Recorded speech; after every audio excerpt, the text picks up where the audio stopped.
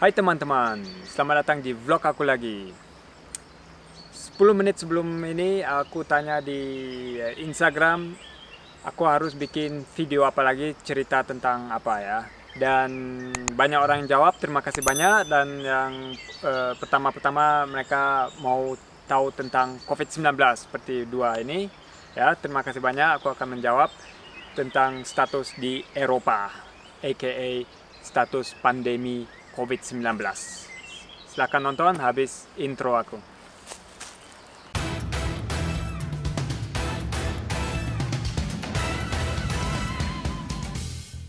Oke, jadi kejadian coronavirus di sini terutama mulai dari Italia dan dari Spanyol. Di sana banyak orang meninggal gara-gara virus ini. Setelah itu baru Eropa terbangun gitu ya. Bahwa pemerintah harus membuat sesuatu supaya ini tidak menjadi pandemi yang besar sekali di mana ratusan ribu orang akan meninggal gitu. Dan itu terutama di Italia dan di Spanyol mereka mulai banyak terinfeksi, dan menurut aku itu karena umur mereka tua. Misalnya di Italia yang kena coronavirus rata-rata umurnya 65 tahun. Dan seperti kalian tahu, kalau imun sistemnya kurang dan orang tua imun sistemnya kebanyakan kurang, bisa cepat meninggal dari coronavirus ini karena imun sistem kita tidak kuat untuk melawan virus ini. Kalau buat orang muda dan yang sehat dan makanan selalu bergizi, lebih gampang untuk melawanin coronavirusnya. Setelah negara-negara di Eropa melihat bahwa di Italia dan di Spanyol banyak rumah sakit menjadi penuh, intensif stasionnya karena banyak orang yang sakit, mereka langsung bikin lockdown. Lockdownnya itu termasuk semua tempat tutup, asal ya betul semua tempat tutup asal take away, supermarket, apoteka, dan tentu kedokteran ya, tempat-tempat dokter. Cuman 4 ini yang terbuka, dan orang yang bisa kerja dari rumah silahkan kerja dari rumah gitu. Seperti aku bisa kerja lewat laptop aku, home office, jadi aku kerja dari rumah, tidak keluar. Cuman kalau ke supermarket. Itu intinya di seluruh Eropa kayak gitu. Dan juga batas mereka, walaupun Eropa itu Schengen, berarti kita bisa datang dari Italia ke Jerman, ke Polandia tanpa paspor ya, cuma dengan KTP aja, dan juga lewat aja, sekali-sekali tidak ada polisi yang mengkontrol kita lewat aja. Mereka tutupin, jadi banyak border patrol di batasnya yang mencek apakah kita lewat atau tidak, karena itu tidak boleh ya, bisa didenda. Ini udah dimulai 4 minggu sebelumnya seperti aku bilang. Menurut aku Indonesia lebih cepat bikin lockdown, karena di Jerman misalnya kalau nggak salah sekitar 5.000 orang terinfeksi, baru mereka mereka bikin lockdown di negara mereka. Di Swiss sekitar 3.000 atau gitu ya. Dan sekarang seperti kalian mungkin belum tahu, di Jerman udah 170.000 orang yang kena COVID-19 yang dicek ya. Tentu saja lebih banyak yang kena, tapi yang tidak ke dokter dan sembuh sendiri tidak termasuk statistik. Dan beruntung sekali sekarang udah 140.000 di Jerman yang udah sehat. Dari 170.000 itu di Swiss 24.000 yang udah sehat, atau 26.000. Pokoknya udah banyak yang sehat. Makanya sejak seminggu Jerman dan Swiss dan juga negara Eropa lain udah membuka toko-toko. Jadi kita sekarang udah bisa pergi beli baju di mall dan di tempat-tempat lain. Di Swiss kalau nggak salah mall masih tutup, itu udah buka ya. Tapi misalnya aku udah bisa potong rambut, seperti kalian bisa lihat, ini aku potong kemarin, mereka juga udah buka. Sebelumnya semuanya betul-betul tutup.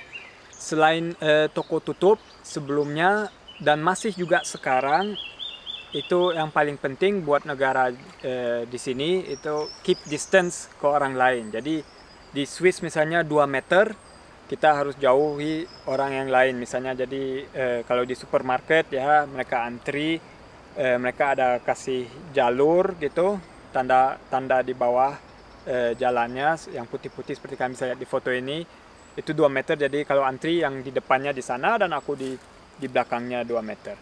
Di Jerman itu 1,5 meter. Dan sebelum masuk juga ada tempat desinfeksi buat tangan. Lockdown di Jerman sama di Swiss tidak seperti di Cina, seperti di Wuhan, seperti kalian tahu, atau negara lain di Asia. Singapura kalau nggak salah juga dibilangin orang tidak boleh keluar.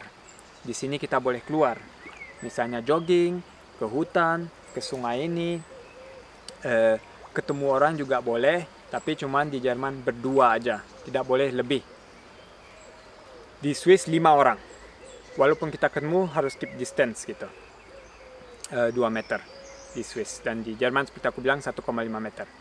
Kalau enggak, di beberapa tempat bisa kena denda. Sekarang banyak orang udah protes di Jerman, dan di Swiss mungkin juga akan mulai. Di USA kalian mungkin juga udah pernah dengar berita bahwa banyak orang udah protes karena mereka tidak sanggup lagi berada di dalam lockdown ini. Tentu saja kebanyakan dari mereka itu, yang aku juga mengerti, orang yang mempunyai restoran atau toko pribadi. Mereka selalu tanya, aku juga mengerti, kenapa orang boleh ke supermarket, di sana boleh ada tempat disinfeksi dan 2 meter, kenapa tidak di toko pribadi aku juga yang menjual misalnya alat-alat komputer, ya kan? Mereka itu kan kasihan, nggak bisa jualan, jadi tidak ada kemasukan dan mereka nanti bangkrut. Jadi orang sekarang udah mulai protes. Tentu saja pemerintah harus membuat sesuatu. Apalagi yang bedanya di Jerman dan Swiss, banyak tempat tidur intensif yang masih kosong ya di rumah sakit. Jadi sebenarnya kalau lebih banyak orang kena infeksi tidak apa-apa, karena mereka bisa masuk rumah sakit, ada servisnya gitu. Sampai sekarang rumah sakit tidak pernah penuh seperti di beberapa lokasi Italia sama Spanyol.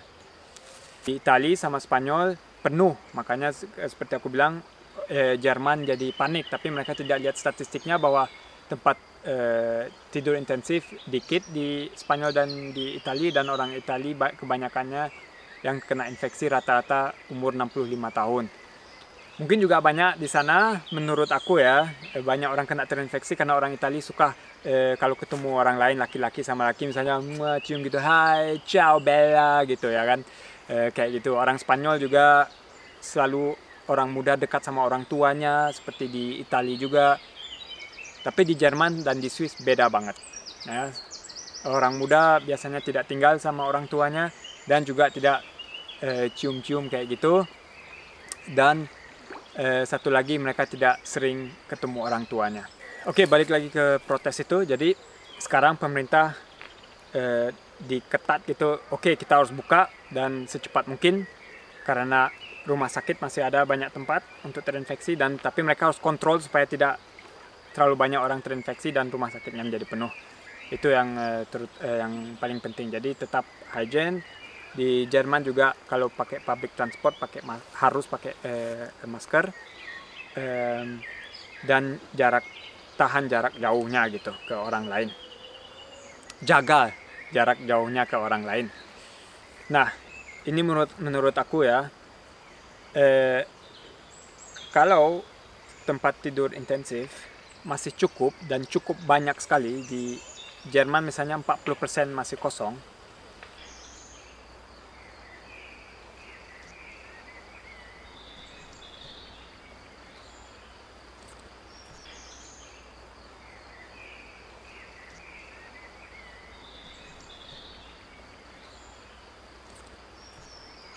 Seharusnya semuanya boleh dibuka. Tetap saja pakai cuci tangan, dan kalian juga ya sering cuci tangan, pakai masker misalnya, dan juga jarak jauh ke tempat-tempat orang. Jangan bikin jangan kumpul-kumpul terlalu banyak orang, karena kalau ada yang satu punya COVID-19, kita kumpul sama 10 orang, 2 dari 10 kena, dan dari 2 itu 4 lagi atau 6 lagi akan bertambah lagi. Jadi sampai sekarang dan mungkin sampai akhir tahun ini di Jerman, di Swiss tidak ada kumpulan besar lagi. Itu sampai 50 orang itu kayaknya nggak akan ada lagi, karena nanti virusnya berkembang lagi seperti awalnya. Itu tuh yang paling penting menurut aku ya. Pokoknya jangan bolehkan perkumpulan orang lebih banyak, misalnya dari 20 atau 15 orang, itu aku tidak tahu. Tapi kalau cuma bertiga ketemu, kita agak jarak jauh dikit, dan misalnya aku bisa belanja atau di bioskop juga bisa jarak jauh kan, jadi setiap dua itu kosong, setiap kedua duduk dikosongin, terus ada jarak dua tempat duduk dikosongin juga, kenapa tidak ya, supaya orangnya yang mempunyai bioskop atau mempunyai restoran tidak menjadi bangkrut. Kalau pendapatan kalian beda, silahkan komen di bawah ya. Aku juga mau tahu apa pendapat kalian tentang apa yang dilakukan pemerintah di Jerman dan juga misalnya pemerintah di Indonesia ya. Silahkan aja komen. Aku mau tahu banget. Tentu saja di negara di sini kita masih beruntung, orang-orang yang tidak bisa kerja atau dipecat atau harus tutupin toko masih dapat pertolongan dari pemerintah. Yang kalian tidak tahu, di Swiss masih banyak ya, lumayan 80% dari gaji sebulan aku bisa dapat, misalnya kalau aku dipecat gara-gara COVID-19. Kalau di Jerman itu 60% dari gaji sebelumnya. Misalnya aku punya restoran, dari restoran itu untung aku 3.000 euro atau 5.000 euro kita bilang. Dan aku bilang ke pemerintah, biasanya aku dapat 5.000 euro, gara-gara kalian tutup, aku dapat kosong. Jadi pemerintah akan lihat dan nolongin dia. Jadi 60% dari 5.000 dia akan dapat sebulan. Orang yang kerja juga di restoran itu, pelayannya misalnya, dia kan tidak bisa kerja lagi. Tapi supaya dia tidak dipecat, pemerintah juga akan nolongin. Jadi aku sebagai mempunyai restoran, aku akan juga bilang, aku ada pelayan ini, dia tidak bisa kerja lagi, tolongin dia gitu ya. Jadi aku kasih lihat, dia sebulan dapat 2.000 euro, jadi 60% dari 2.000 euro aku akan dapat untuk kasih ke dia gitu ya. Itu bagusnya di sini mereka masih bisa tolong. Tetap saja itu untuk kebanyakan orang tidak akan cukup, beberapa orang akan menjadi bangkrut kayaknya. Itu ada bebek. Aku pikir ada orang lompat ke sungai, tapi bebek. Ya, jadi begitulah. Oke teman-teman, semoga kalian sekarang agak tahu tentang status pandemi COVID-19 di Eropa, terutama Jerman dan Swiss. Dan kalau kalian ada pertanyaan lain, silahkan komen di bawah. Seperti kalian tahu, aku sering baca komen kalian dan juga menjawab. Mungkin aku bisa kasih informasi lebih banyak yang aku tidak kasih di video ini. Jangan lupa subscribe, komen, dan like. Dan sampai ketemu lagi di vlog berikut aku ya. Bye-bye.